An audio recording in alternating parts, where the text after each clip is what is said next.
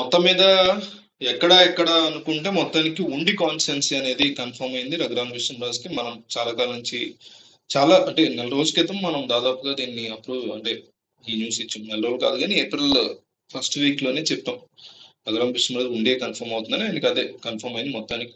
So ఇప్పుడు ఉండి కాన్స్టెన్సీలో గెలవగలుగుతారా? ఎందుకంటే ఆల్రెడీ అక్కడ సిట్టింగ్ ఎమ్మెల్యేన టీడీపీ ఆయన ఉన్నారు రామరాజు. ఆయన్ని కాదని ఆల్రెడీ గత ఎన్నికల్లో ఓడిపోయిన ఎమ్మెల్యేని పక్కన పెట్టి ఇవ్వటం వేరు.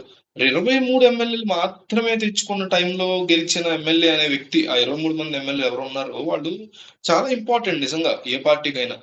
అత్యంత తక్కువ పరిస్థితుల్లో పడిపోయినప్పుడు కూడా గెలిచిన వాడంటే ఆ ఆ వ్యక్తికి చాలా విలువ ఇవ్వాలి ఆ పార్టీ. కానీ అట్లాంటి వ్యక్తిని కూడా తీసి పక్కన పెట్టి మరి తెలుగుదేశం పార్టీ టికెట్ ఇస్తోంది అంటే మాత్రం డెఫినెట్లీ రఘురామ్కి వాళ్ళు ఎంత ఇంపార్టెన్స్ ఇస్తున్నారని అర్థమవుతుంది.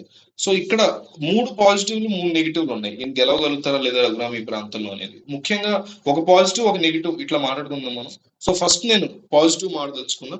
తెలుగుదేశం పార్టీ కేడర్ కి కేవలం ఉండి నియోజకవర్గమే కాదు, ముఖ్యంగా కోస్తా జిల్లాల్లో ఈస్ట్ వెస్ట్ గోదావరి ప్రాంతాల్లో విపరీతమైనటువంటి క్రేజ్ ఉంది రఘురామకృష్ణరాజు అంటే. ఎందుకంటే వైఎస్ జగన్మోహన్ రెడ్డి మీద స్ట్రాంగ్ గా పోరాడినటువంటి వ్యక్తిగా వాళ్ళు ఆయన్ని బాగా గుర్తిస్తున్నారు. అట్లాగే మీకు ఒక 3 ఏళ్ల క్రితం వరకు వెళ్తే అసలు అపోజిషన్ అనేది కనిపించకుండా కంప్లీట్ గా ఈయనే జగన్ కి అపోజిషన్ లాగా మంచి చేశాడా తప్పు చేశాడా కరెక్ట్ చేశాడా పక్కన పెడదాం, ముందు పోరాట పటిమ గురించి చెప్తున్నా. ఎక్కడ గివప్ చేయకుండా ఆయన పోలీసులు తీసుకెళ్లి కొట్టారనే ఆరోపణల నేపథ్యంలో కూడా ఎక్కడ వెనక్కి తగ్గకుండా ఢిల్లీలో ఉంటూ జగన్ మీద ఎప్పటికప్పుడు వీడియోలు రిలీజ్ చేస్తూ ఒక రకమైనటువంటి స్ట్రాంగ్ పోరాటం చేశారు రఘురామ కృష్ణరాజు. అందువల్ల తెలుగుదేశం పార్టీ కేడర్ కి విపరీతమైనటువంటి ఇంట్రెస్ట్ ఉంది ఈయనంటే. లేదు ఇలాంటి ఒక టీడీపీలోనే ఉండాలబ్బా, ఇట్లా పోరాడేవాడే కావాలి భవిష్యత్తులో. చంద్రబాబు నాయుడు రాజకీయంగా రిటైర్ అయితే అనారోగ్య కారణాల వల్ల ఆయన పక్కకి వెళ్తే లోకేష్ వెంకలు ఇట్లాంటి వాళ్ళు ఉండాలి, ఇలా పోరాటం చేసే వాళ్ళు ఉండాలి అని తెలుగుదేశం పార్టీ వాళ్ళు అనుకుంటూ ఉంటారు. సో అది ఒక బిగ్గెస్ట్ పాజిటివ్ రఘురామ కృష్ణరాజుకి ఇక్కడ ఓట్లు పడడానికి టీడీపీ కేడర్ వైపు నుంచి. సో ఇప్పుడు నెగిటివ్ చూద్దాం, ఒక నెగిటివ్ చూద్దాం, మళ్ళీ తర్వాత పాజిటివ్ చూద్దాం. సో ఒక ఫస్ట్ నెగిటివ్ ఏంటంటే ఈయన నాన్ లోకల్ క్యాండిడేట్. అట్లాగే నాన్ లోకల్ క్యాండిడేట్ ని యాక్సెప్ట్ చేసే తత్వం ఈస్ట్ వెస్ట్ సైడ్ అసలు ఉండదు. మన ఊరోడా కాదా లేకపోతే మన జిల్లా వాడా కాదా, ముఖ్యం మన నియోజకవర్గంలో ఇదివరకు ఏదన్నా ఇతనికి కానీ ఈ క్యాండిడేట్ కి కానీ ఈ అమ్మాయికి అంటే ఈ మహిళా క్యాండిడేట్ ఆ మహిళా క్యాండిడేట్ కి కానీ వాళ్ళ తాత ముత్తాతలకు సంబంధించి కానీ ఏదన్నా ఫ్లాష్ బ్యాక్ ఇక్కడ రాజకీయాలు జరిగాయా అనేది బాగా అబ్జర్వ్ చేస్తారు ఈస్ట్ వెస్ట్ లో. సో అందువల్ల ఉన్న నియోజకవర్గంలో ఇది ఒక నెగిటివ్ గా మారే ప్రసక్తి ఉంది. దాంతో పాటు ఏంటంటే సిట్టింగ్ ఎమ్మెల్యే కూడా టీడీపీ వ్యక్తి అవటం, మొన్నే ఆయన్ని గెలిపించాం కదా అనేటువంటి ఒక ఇది ఉండటం కూడా ఒక బిగ్ నెగిటివ్ కింద కన్సిడర్ చేయవచ్చు.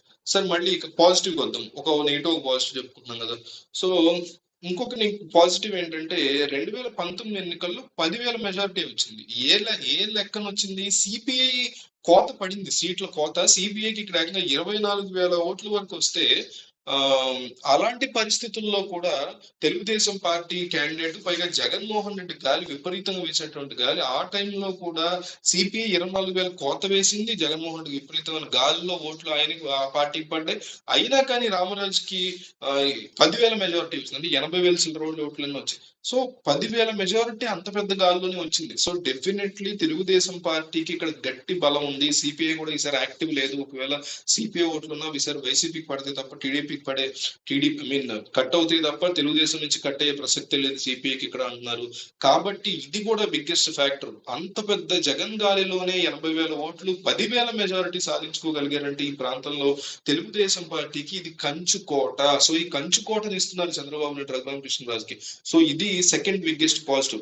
ఇంకా సెకండ్ బిగ్గెస్ట్ నెగిటివ్ దగ్గరికి వచ్చేసరికి ఆల్రెడీ ఉన్నటువంటి మంతెన రామరాజుతో సయోధ్యం ఉండాలి ఈ రఘురామ కృష్ణరాజుకి. మీరు పిఠాపురంలో చూస్తే పవన్ కళ్యాణ్ పక్కనే వర్మను పెట్టుకుని తిరుగుతున్నారు. ఇందాక కొద్దిసేపటితో వీడియో వచ్చింది, ఏమన్నా తెలుసా పవన్ కళ్యాణ్ ఇక్కడ నేను మాత్రమే అభ్యర్థిని అనుకోకండి, నేను వర్మ గారు కలిసి పోటీ చేస్తున్నట్టు మీరు లెక్కేసుకోండి అనేసి పబ్లిక్ గా స్టేట్మెంట్ ఇచ్చాడు పవన్ కళ్యాణ్. అంటే గెలవటం కోసం ఆయన చెప్తున్నటువంటి మాటలు కావచ్చు, ఇక్కడ నేను సపోర్ట్ చేయట్లేదు, బట్ ఒక రకమైనటువంటి తెలుగు ఉపయోగించి ఆయనకి బాధ కలగకుండా, ఆయన క్యాడర్ బాధ కలగకుండా, ఆళ్ళ క్యాడర్ కష్టపడి పనిచేసేలాగా మాట్లాడారు పవన్ కళ్యాణ్. అట్లాగే రఘురామకృష్ణరాజు కూడా కలుపుకోగలిగితే ఓకే. ఈయన కలుపుకున్న అవతల ఆయన కలవాలి కదా! అది కలవకుండా ఆయన గనక తిరగబడి వైసీపీ వైపు వెళితే భారీ కోత ఉంటుంది తెలుగుదేశం పార్టీకి సంబంధించినటువంటి ఓటింగ్‌లో. ఎందుకంటే ఇప్పటికే టికెట్ ఇవ్వరు అనేటువంటి ఒక మాట వినపడగానే నిరాహార దీక్షలకు దిగిపోయారంటే లోకల్‌గా ఏ లెవెల్‌లో తెలుగుదేశం పార్టీ క్యాడర్‌ని ఆయన గ్రిప్‌లో పెట్టుకున్నాడు రామరాజు అనేది అర్థమవుతుంది. సో, అది ఒక నెగెటివ్ మారే పరిస్థితి ఉంది. 2 పాజిటివ్‌లు చూసాం, 2 నెగెటివ్‌లు చూసాం. మళ్ళీ ఒక పాజిటివ్ చూద్దాం.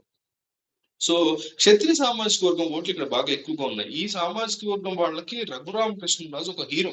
ఈరోజు పాలిటిక్స్‌లో ఈ సామాజిక వర్గం వాళ్ళు రఘురామకృష్ణరాజుని డెఫినైట్‌లీ ఒక హీరోగా కన్సిడర్ చేస్తారు. ఓకే. ఈయన అబ్బా! అసలు జగన్ మీద ఇంత గొప్ప పోరాటం చేశాడు. రేపొద్దున మొన్న చంద్రబాబు గురించి కూడా ఇదే నాకే టికెట్ ఇప్పియను, పోలవరం ఇప్పిస్తాడని యూట్యూబ్ ఛానెల్‌లో మాట్లాడినప్పుడు కూడా చాలా మంది చూసారా రేపు చంద్రబాబు అయినా సరే మావోడు ఎదిరిస్తాడనేసి ఓన్ చేసుకుంటున్నారు ఆ సామాజిక వర్గం వాళ్ళు. Which is completely I'm against to అట్లా ఒక కులం బేస్ చేసుకొని అట్లా హీరోయిజం చేయడం అనేది నేను అగైన్స్ట్.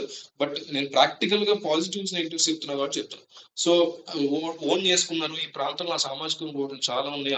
అది కూడా రఘురామకృష్ణరాజుకి బిగ్గెస్ట్ నెగెటివ్ పాజిటివ్ అయ్యే పరిస్థితి ఉంది. రామరాజు తిరగబడినా కూడా ఈ వర్గం మొత్తం ఆయనకి 20 రోజులు పనిచేసేటువంటి పరిస్థితులు స్ట్రాంగ్ గా కనిపిస్తున్నాయి. సో, ఈ 3 పాజిటివ్‌లు. ఇక లాస్ట్ అండ్ థర్డ్ నెగెటివ్ ఏంటనంటే వైసీపీకి గత ఎన్నికల్లో ఓడిపోయినటువంటి పివిఎల్ నరసింహరాజుకి ఈసారి కూడా ఎన్నికల్లో సీట్ ఇచ్చారు జగన్మోహన్ రెడ్డి.